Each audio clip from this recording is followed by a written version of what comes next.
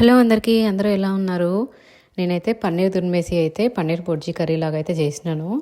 So మా పిల్లలకైతే lunch అయితే పెట్టేస్తున్నాను నేను. బట్ ఇది ఎగ్ కర్రీ అని చెప్పాను అనమాట. వాళ్ళ రియాక్షన్ ఎలా ఉంటుంది ఏంటి మీరు కూడా చూసేయండి. How is it? What's that curry? Egg. No, paneer కాదు.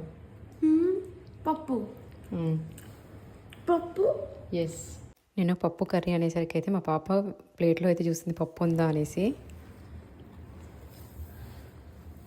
ఏంటది? ఎగ్గా? మా పాప అయితే పన్నీర్ అని గెస్ చేసింది. బట్ నేనైతే డైవర్ట్ చేశాను ఎగ్ కర్రీ అని చెప్పేసి.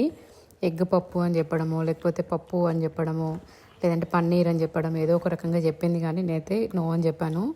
ఇంకా మా బాబు తినట్లేదు అని చెప్పేసి కూడా మళ్ళీ ఎగ్ అనేది చెప్పాను నేను. ఎగ్ అండ్ పప్పు. పప్పు. నీకు పప్పు కనిపించింది అక్కడ ఒక్క పీస్ అని? ఎక్కడ కనిపించింది చెప్పు? పప్పు పీసెస్ లేవు. Then what curry?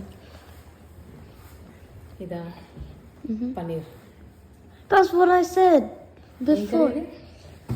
చూడు, నువ్వు టేస్ట్ ఎగ్ లాగా ఉందా పన్నీర్ లాగా ఉందా చెప్పు. మళ్ళీ ఎగ్ లాగా ఉందా? మళ్ళీ ఒక బుక్ పెట్టుకొని చెప్పు నాకు. ఎట్లుంది? పన్నీర్ నాన్నది ఎగ్ లాగా ఉందా? ఏ కర్రీతో తిన్నా చెప్పి ఇప్పటిదాకా నువ్వు? కాదు, అది పన్నీర్ కర్రీ. కావాలని ఎగ్ అని చెప్పి నువ్వు తినాలని. కాదు,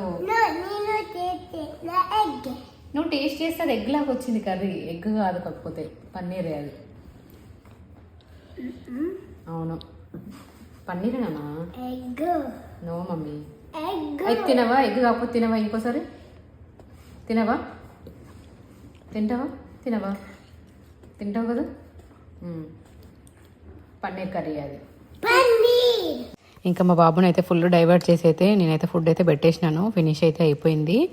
సో మీరు కూడా మీ పిల్లలకి ఇలాగే డైవర్ట్ చేసి తినిపిస్తారా? ఎలా చేస్తారు ఏంటి కామెంట్ చేయడం అయితే మర్చిపోదు.